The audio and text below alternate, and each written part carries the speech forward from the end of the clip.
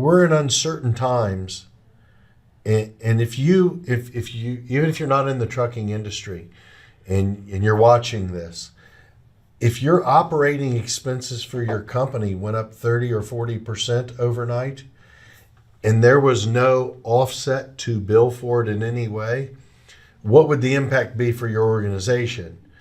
That's how it is for truckers, because this is that big of an impact for our carriers out there that are delivering for us. So when you go to pick something up and you see it went up $1, but something you value and you need, it's because of the fuel and what it costs to get it there,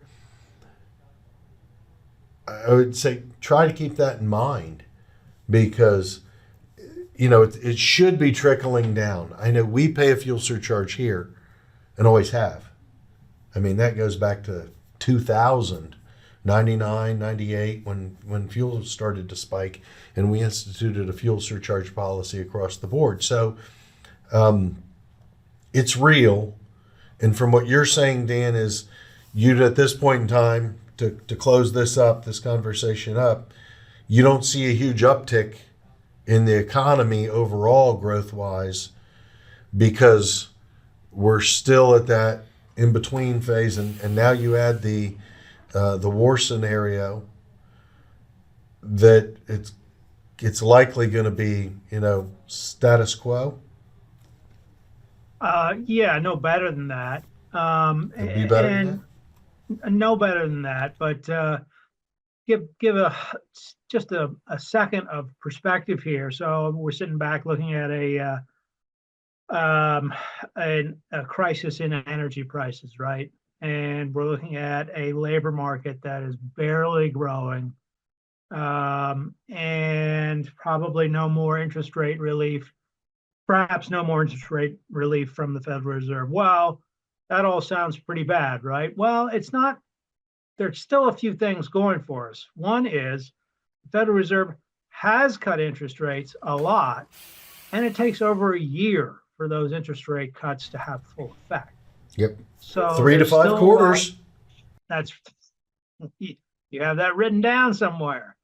So there's still a lot of impact that's coming from that. And the second part is, like it or not, supposedly the one big beautiful bill is going to provide significant tax refunds. We'll see. That's the plan. So there's a stimulus there as well. So it's anytime you have this sort of massive uncertainty of a war, that's really concerning. But there are some supports as well. And I'll mention one other thing, as far as when you get into events like any kind of disruption. These things get shaken off pretty quickly.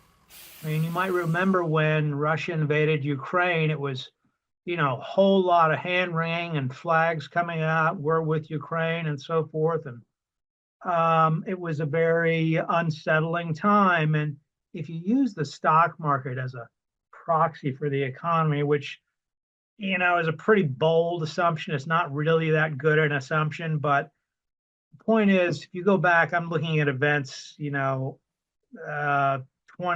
30 events starting back at World War II, how long it takes the stock market to recover.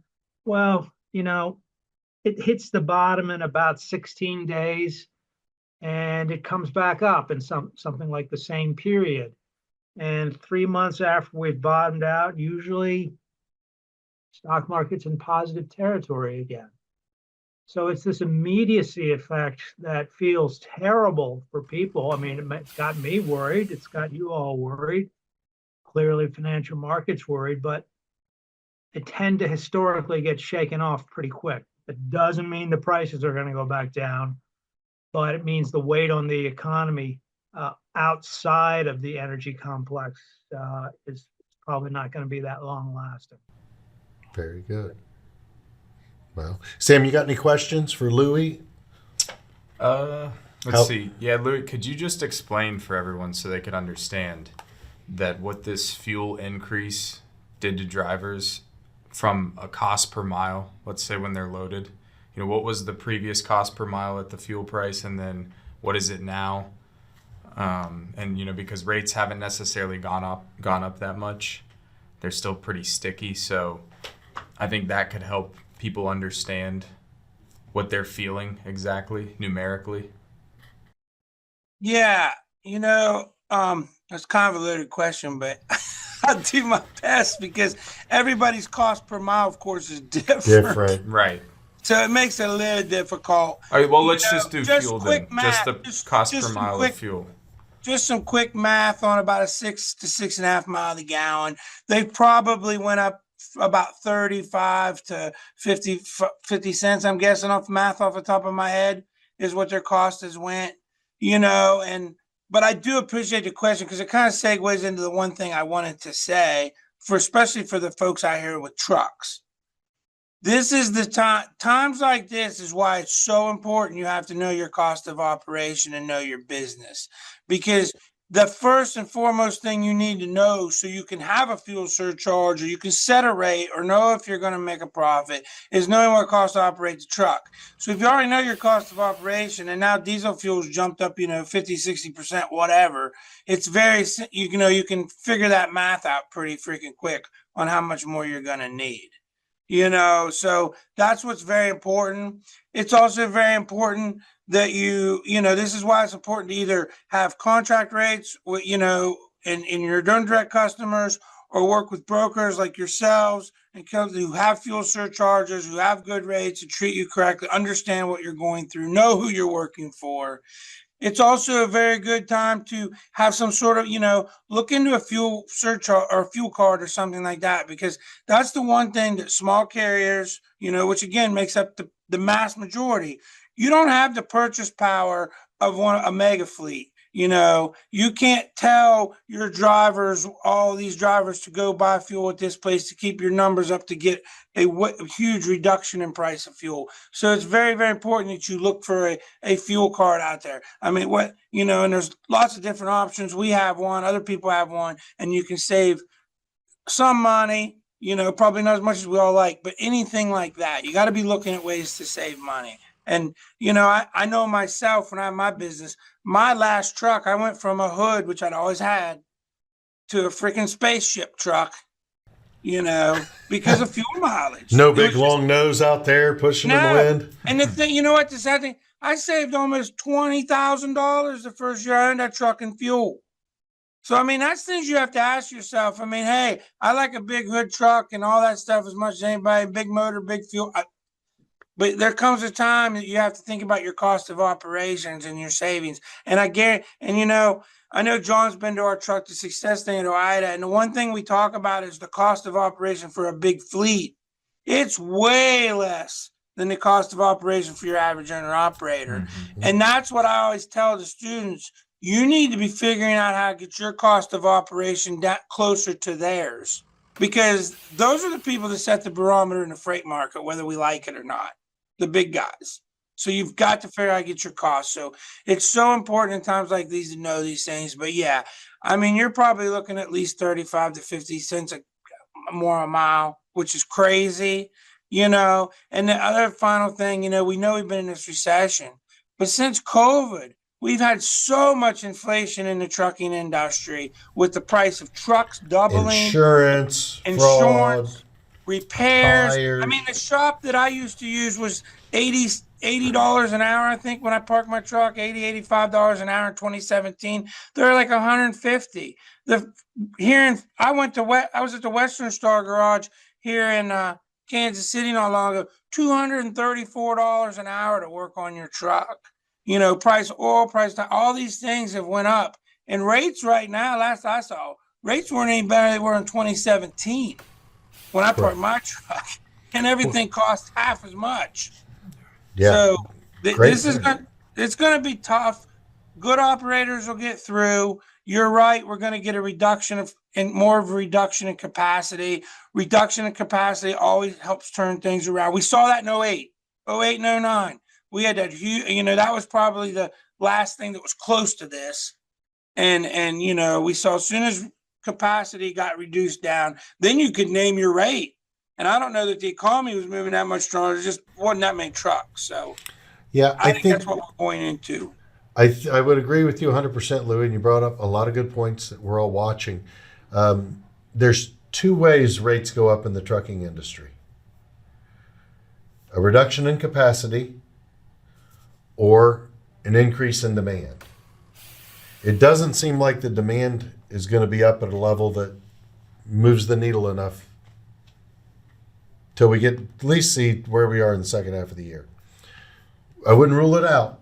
Second half of the year could be very strong, but today it's been so long since we saw a capacity-driven market.